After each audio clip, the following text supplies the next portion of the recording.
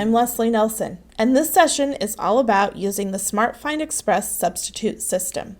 To access the SmartFind Express, it's pretty easy. Once you have logged in to a Chrome browser, you will notice at the top that you have a tps501.org bookmarks.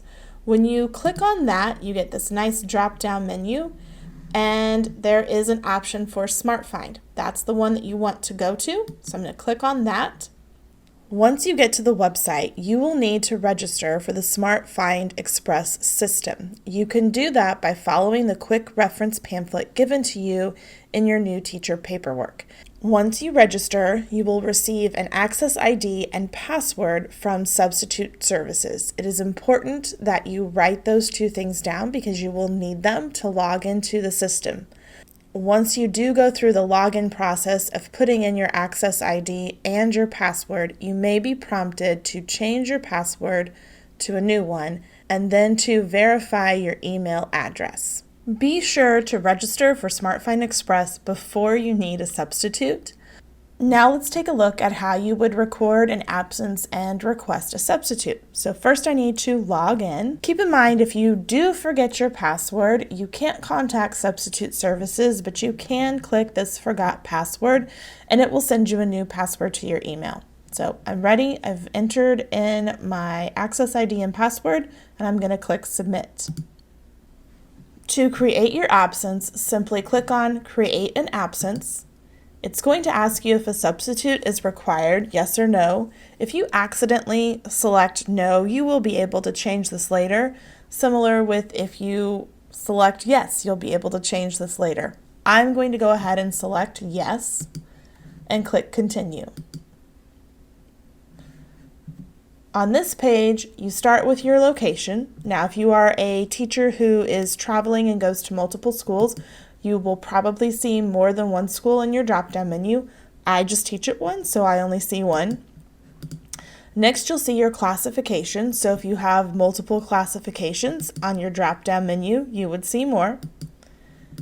Next, you select your reason. So why are you going to be absent? And there are multiple reasons down here. You select the one that is appropriate for you. Please note that on personal leave, you do have to fill out some extra paperwork and it does have to be approved. So be sure to have that done before you create this absence.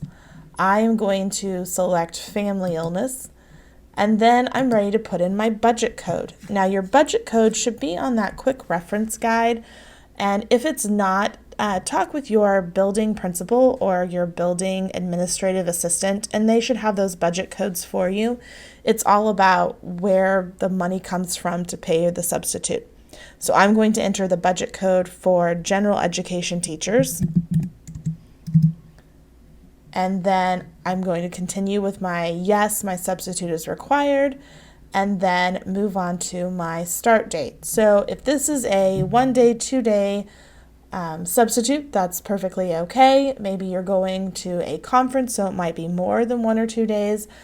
But keep in mind, if it is a long-term absent, that is something you need to contact HR about, and they will help you fill out the appropriate paperwork. I'm going to create an absence for 1 day. So let's say I'm going to be gone today. I'm sick. My son woke up in the middle of the night not feeling well, and that's not true. He's fine.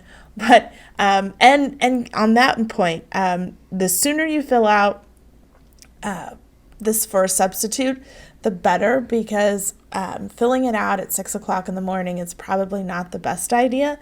You won't be guaranteed a substitute, but the sooner you fill it out, the better chance you have. Go over your schedule down here at the bottom. It just tells the substitute the report time that they need to be there and their end time, and just make sure that's correct. If you were putting this in for a half day, you might want to adjust the time down here, but this should be set with the time part. Next, when it comes to a substitute, you can request a substitute, and there are substitutes that sub at specific schools. You can just ask around. Other staff members could point you in the direction of a substitute. You don't have to. Sometimes, your kid wakes up in the middle of the night and you haven't had a chance to call anyone. You might not be able to request one, and that's okay. Now, if you do contact a sub and they do say yes, you would go ahead and say, has the sub accepted this job? And you would click yes. In this situation, I'm not going to put in a sub number. You can do a name lookup if you don't have the substitute number, but I don't have those right now. So I'm going to go and click continue. When you get to this page, it is very, very, very important to know that you have not finalized your absence yet.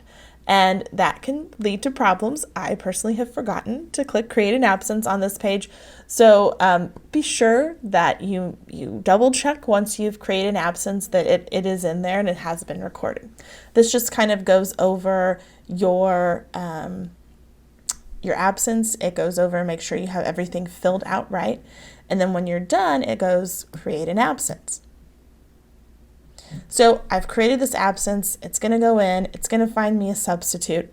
And in this situation, since I don't really need it, I'm going to go ahead and delete the absent, but it's also a chance for me to show you how to review your absence.